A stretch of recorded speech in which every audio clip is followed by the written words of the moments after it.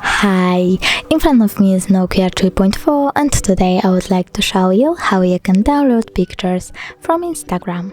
Firstly, open Play Store and download an app called Repost for Instagram.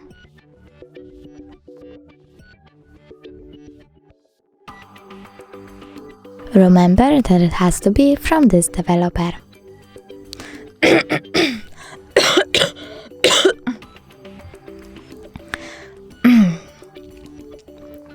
Open it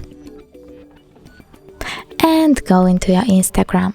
Select the photo that you want to download, for example that one, and click at the three dots at the top right corner. Select Share to, tap on Repost tab and go back to it. Select one of the options, I will go with this one, and tap on the photo that you want to download. Then click on the square icon over here to remove the label and tap the middle button. Now when I go into my gallery,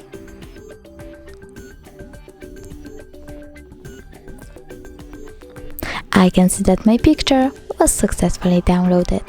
Thanks so much for watching. If you enjoyed this video, don't forget to leave a like, comment and subscribe. Bye!